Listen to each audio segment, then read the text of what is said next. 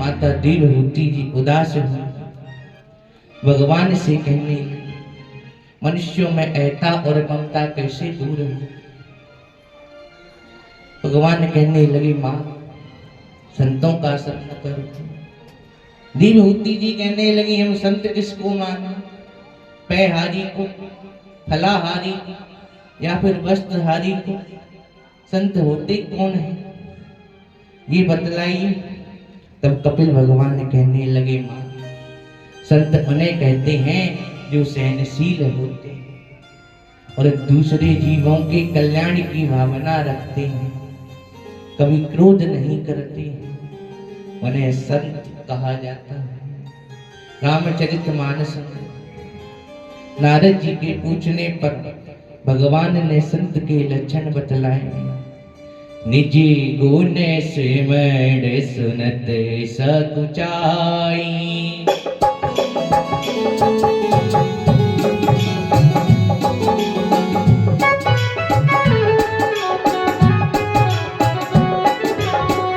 हरे गुण सुनत अधिक हर्षाई,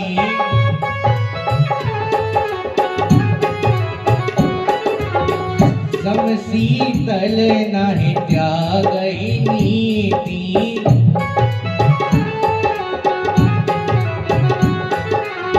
सरल सुबाहु सबहि सन प्रीति,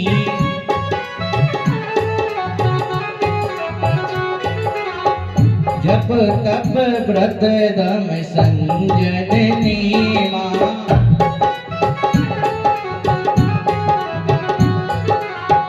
गुरु गोविंद विप्र पद प्रेमा,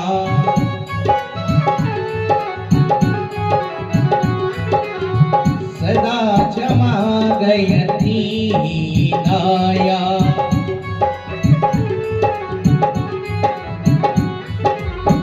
मुनि धाम में पद प्रीति अमाया,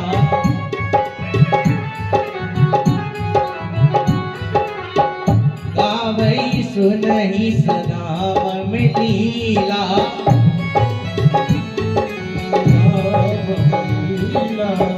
हेतु रहित परहित रतशीला, हेतु रहित परहित रतशीला, मुनि सुनु साधनु की गुण जेते, श्री राम जय राम जय जय राम, कहीं न सकहि सादर स्तुति देते, कहीं न सकहि सादर गुण देते, जय जय सिया राम जय जय राम, श्री राम जय राम जय जय राम, श्री राम जय राम जय जय राम, श्री राम जय राम जय जय राम।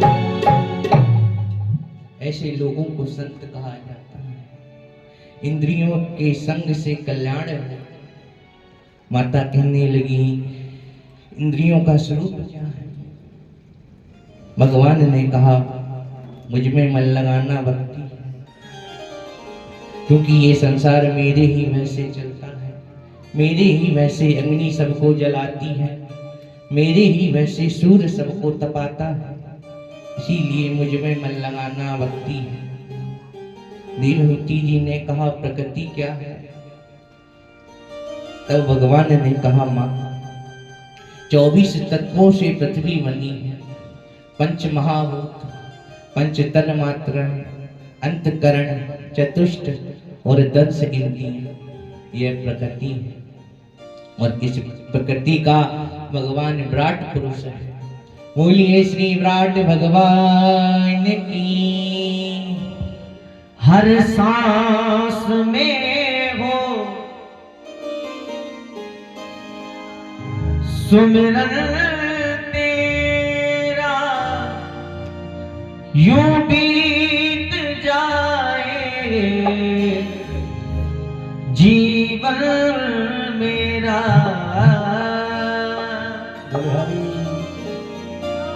बड़ा ही प्यारा गीत है, सभी मिलकर के कहो प्रभु से। हर सांस में हो सुमिरन तेरा, हर सांस में हो सुमिरन तेरा, यूं बीत जाए, यूं बीत जाए। हर सांस में हो सुमिरन तेरा, यूं बीत जाए जीवन मेरा।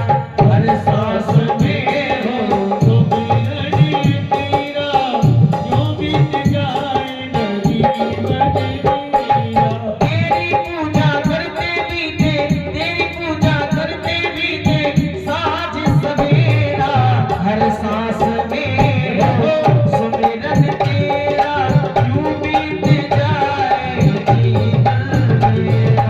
हर सांस में हो सुमिरन तेरा, यूं बीत जाए जीवन मेरा।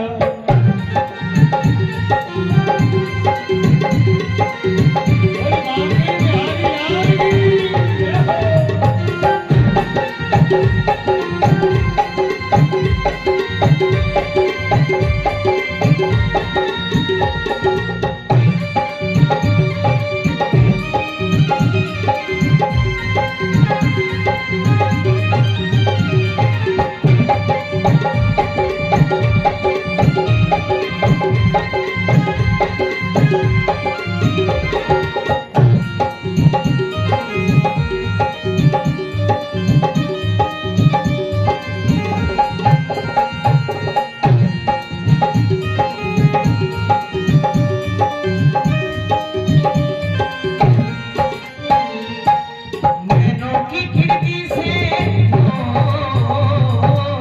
नैनों की खिड़की से तुमको पल पल निहारूं मैं। नैनों की खिड़की से तुमको पल पल निहारूं मैं। मन में बिठा लूं तेरी आरती उतारूं मैं। मन में बिठा लूं तेरी आरती उतारूं मैं। डाले रहूं तेरे चरणों में तेरा, डाले रहूं तेरे चरणों में तेरा। यूं बीत जाए जीवन मेरा। हर सांस में हो सुमिरन तेरा, यूं बीत जाए जीवन मेरा।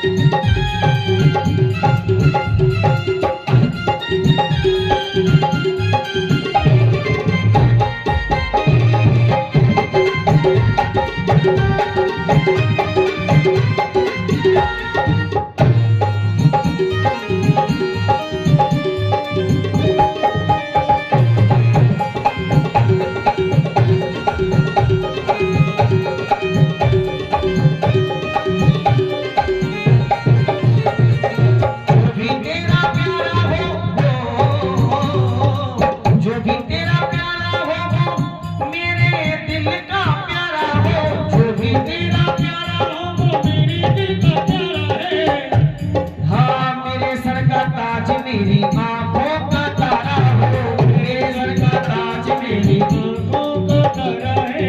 सब में निहारूं रूप सुनहरा, सब में निहारूं रूप सुनहरा। यूं बीत जाए जीवन मेरा। हर सांस में हो सुमिरन तेरा, यूं बीत जाए जीवन मेरा।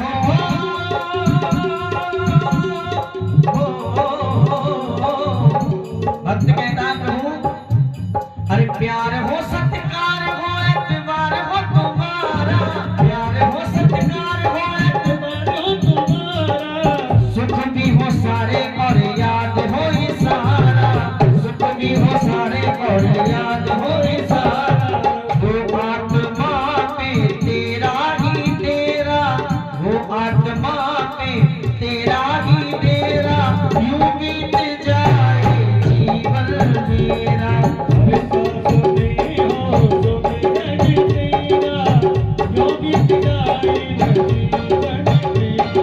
तेरी पूजा करते बीते, तेरी पूजा करते बीते साँझ सवेरा। हर सांस में हो सुमिरन तेरा, यूं बीत जाए जीवन मेरा। हर सांस में बहुत सुंदर गाओ। सुमिरन तेरा, यूं बीत जाए जीवन मेरा। ऐसा लग रहा है स्कूल में बाल सभा हो रही है। मिलके गाओ। हर सांस में हो सुमिरन तेरा, यूं बीत जाए जीवन मेरा। सांस में हो सुमिरन तेरा, यूं बीत जाए जीवन मेरा। अच्छा एक बार हाथ उठा लो, तुम सबको मेरे फेफड़ों की कसम है। दोनों हाथ खोलो, ताली बजाकर बोलो। हर सांस में हो सुमिरन तेरा, यूं बीत जाए जीवन मेरा। हर सांस में हो सुमिरन तेरा, यूं बीत जाए जीवन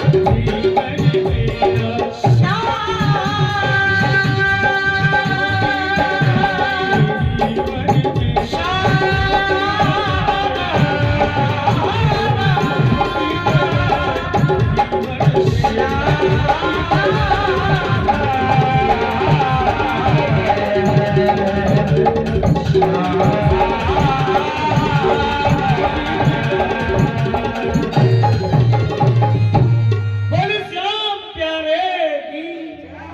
बोल वृंदावन बिहारी लाल की। विराट पुरुष का भजन करके जीव केवल की प्राप्ति करता है। जब भी वहां तक पहुंचने के लिए योगा का सहारा लेना पड़ता है। माता देवहूति जी ने कहा योग क्या है? भगवान कहने लगे मां, योगा नहीं योग होता है। आजकल महाराज योगा का क्लास चलता है, इनको ढंग से नाम लेना नहीं आता, वो योगा का क्लास चला। वो योगा नहीं, योग है। योग अर्थात वाणी पर संयम। वाणी पर संयम किसके सका है? हो ही नहीं पाएगा। कोई जरा सा कुछ कह दे तो ऊपर उठते, तूने हमसे ये कह दिया, क्रोध में आ जाते हैं। वाणी पर संयम तो हो नहीं पाता। बात करती है योगा, पहले वाणी पर संयम रख, और जब वाणी परिपक्व हो जाए, जब जाकर आसन जीते, प्राणायाम जीते, प्रत्याहार जीते, और फिर मेरे किसी स्वरूप का ध्यान कर। बहुत नाते हैं हमारे, रिश्ते भी बहुत हैं, लेकिन डर होना चाहिए। वही वाला नहीं कि गंगा दास गए यमुना नहाने और बन के आ गए यमुना दास। अब काय का दर्शन कर। अतः इस प्रकार भजन करने से अंतिम अवस्था समाधि की होगी, और फिर जीव मेरे लोक को चला जाएगा। कथा सुननी चाहिए, श्रीमद् भागवत कथा का रसपान करना चाहिए, उसको सुनकर के और 12 अक्षर का मंत्र मन में जाप कर कर के कथा सुननी चाहिए, ज्यादा प्रभाव पड़ता है। भगवान के लोक में सब कुछ है। सालुक भगवान की यहाँ पर जाना कहलाता है। इस प्रकार आना जाना लगा रहता है। माता कहने लगी, जब जो तुम्हारा भजन नहीं करते उनकी क्या गति होती है? भगवान कहने लगे, माँ ये जो जीव है ये देह को अपना मानता है, और फिर जब ये बूढ़ा हो जाता है, इसके घर वाले इसकी उसी प्रकार गति करते हैं। भोजन कम हो जाता है, इंद्रियां शिथिल हो जाती है, इतना होने के बाद भी वासनाएं कम नहीं होती।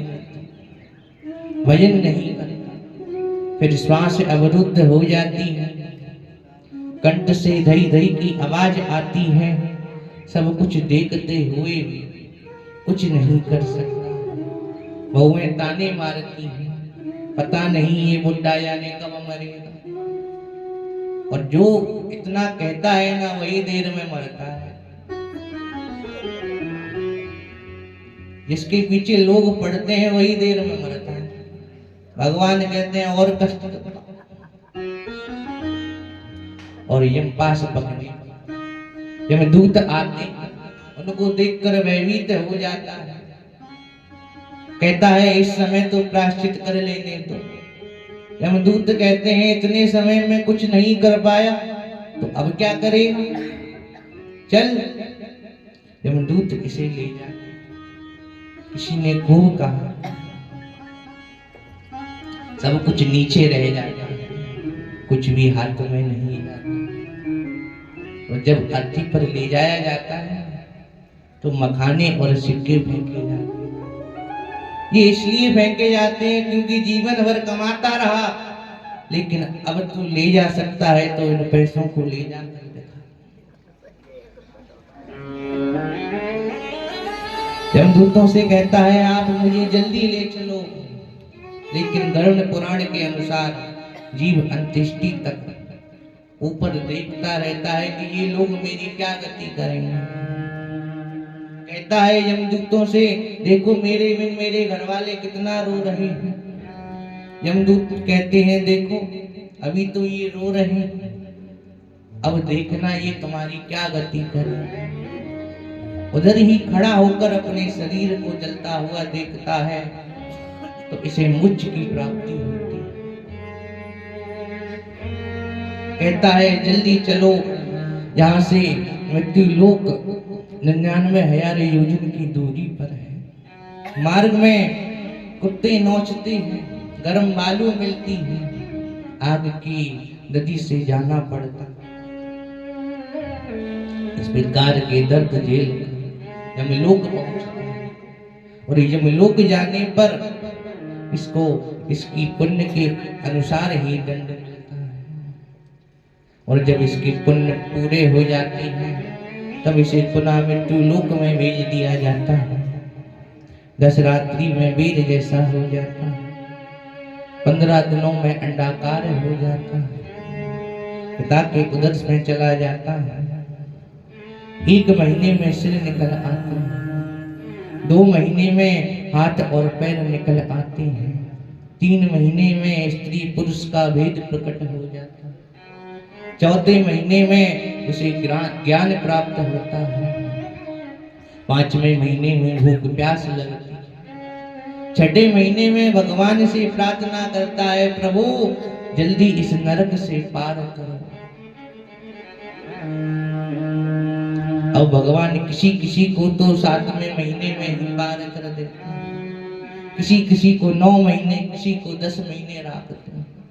कहते हैं तूने कष्ट कितने दिए, भजन किया? बोले प्रभु आकर तुम्हारा भजन करूंगा। और यहाँ आते ही सब कुछ भूल जाता है, आते ही दादाजी की गोद मिल जाती है, माँ का प्यार मिल जाता है।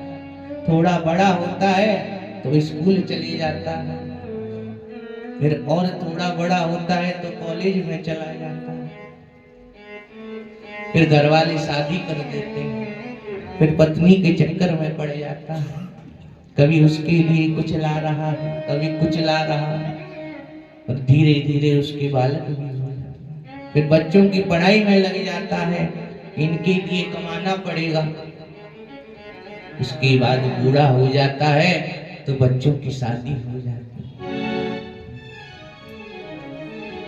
और फिर इंद्रियां काम नहीं करती। भजन किससे करें, तो हाथ पैर कुछ काम नहीं करेंगे। इसीलिए कहा जाता है भजन तो मस्त जवानी में करना चाहिए। तूने जो कमाया है जय जय दूसरा ही खाएगा,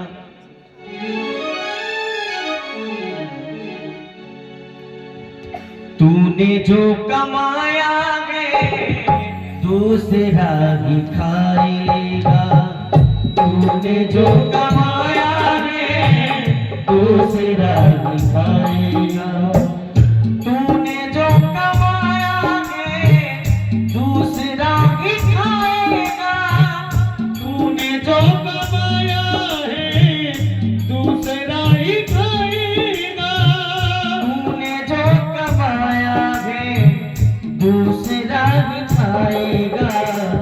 खाली हाथ आया है, खाली हाथ आया है, खाली हाथ जाएगा। खाली हाथ आया है, खाली हाथ जाएगा। बड़े भाव से मीठी तालियों को बधाई।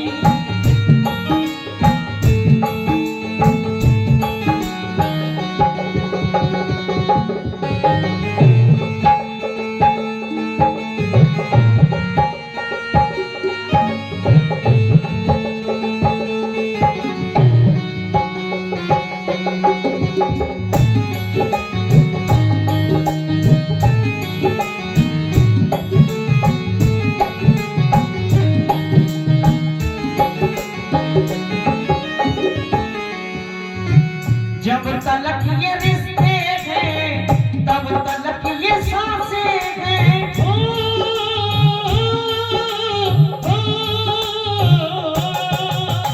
जब तलक ये सांसें हैं तब तलक ये रिश्ते हैं।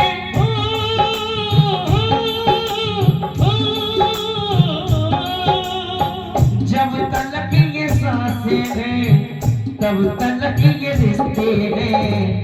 सांस रुक जाएगी, सांस रुक जाएगी, रिश्ता छूट जाएगा। सांस रुक जाएगी, रिश्ता टूट जाएगा।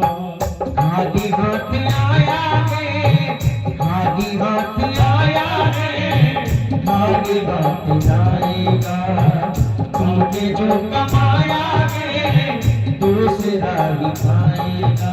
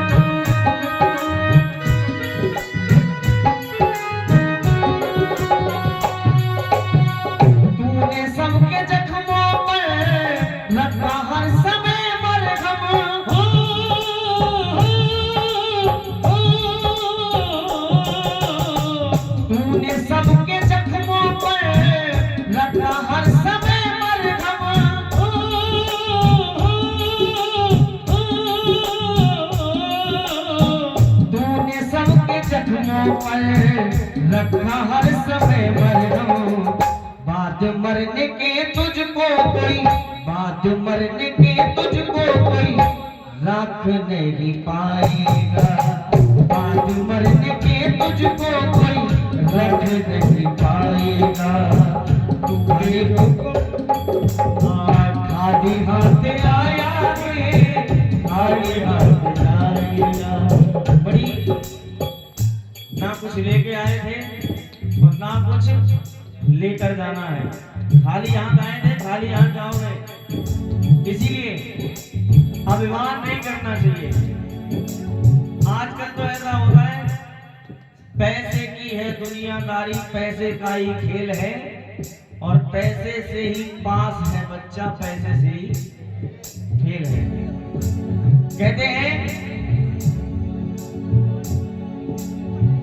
तूने जो कमाया है, तूने जो कमाया है दूसरा दिखाएगा।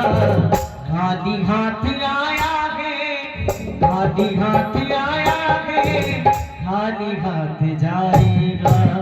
खाली हाथ आया है, खाली हाथ जाएगा। खाली हाथ आया है, खाली हाथ जाएगा।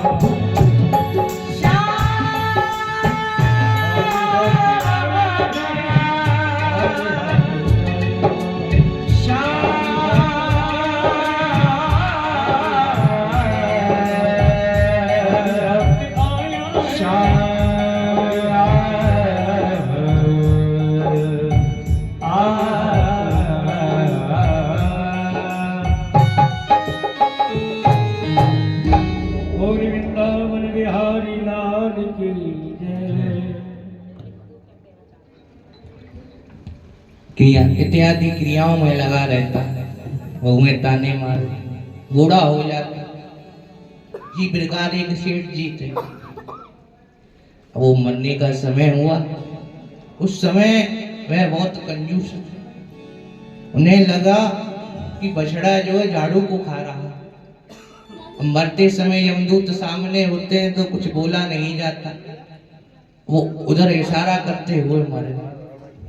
अब बच्चों ने सोचा जरूर खजाना छुपा रखा हो, उसकी बता रहे होंगे। बच्चों ने, एक वैद्य जी थे, वो थोड़ी देर के लिए जिंदा कर सकते थे, उसको लेकर आए। कहने लगे भाई एक इंजेक्शन का 1 लाख लूंगा। उसने बोला भैया 2 लाख ले लेना, तुम चलो। लेकर आए, इंजेक्शन लगाया। जैसे ही उठे तो कहने लगे अरे मूर्खो, मेरी जाने के पहले ही तुम इतना नुकसान कर रहे हो, जाने के बाद तो वो बछड़ा झाड़ू खा रहा है, उसको देखो। झाड़ू कितने की थी? 10, 50, ज्यादा से ज्यादा 60 की। इंजेक्शन कितने का लगा? 1 लाख। फायदा से ज्यादा तो नुकसान। पुत्रों ने माता हो, इसके लिए हमने 1 लाख रुपए खर्च किए। लगे अब वो तो कहते कहते मर गए।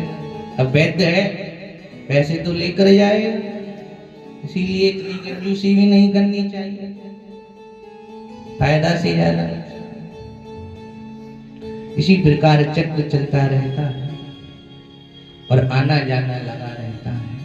यदि जीव भक्ति करता है तो वो भगवान के धाम खो जाता है। माता पूछने लगी जो भक्ति नहीं करते उनका क्या होता है? भगवान कहने लगे जो भक्ति ना करे ना, उससे अच्छा तो वो चांडाल है। कम से कम जिब्या पे राम नाम तो आता है, ज्यादा नहीं तो किसी को मारने से पहले राम राम तो कहता है। जो इतना भी नहीं कर पाता वो चांडाल के समान है। इस प्रकार कपिल भगवान ने 9 अध्यायों में साखण्य योग का वर्णन किया, जिसे सुनकर देवरूति जी सिंधी पद नाम का तालाब बने और कपिल भगवान भी गंगा सागर चले। आज भी वहीं पर निवास कर रहे। जो इस कथा को सुनता है वह भगवत चरणार बिंदु में प्रेम प्राप्त करता है। बोलिए श्री कपिल भगवान की जय। श्रीमद् भागवत महापुराण की जय। जय श्री राधे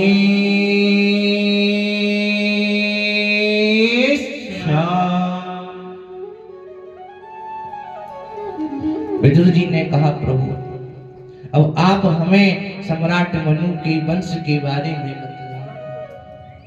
तो मैत्री जी ने कहा मैं पहले ही बता चुका हूं। सम्राट मनु के 2 पुत्र हैं और 3 पुत्रियां हैं। प्रियव्रत और उत्तानपाद ये 2 पुत्र हैं। अकुति, देवहूति और प्रसूति ये 3 कन्याएं हैं।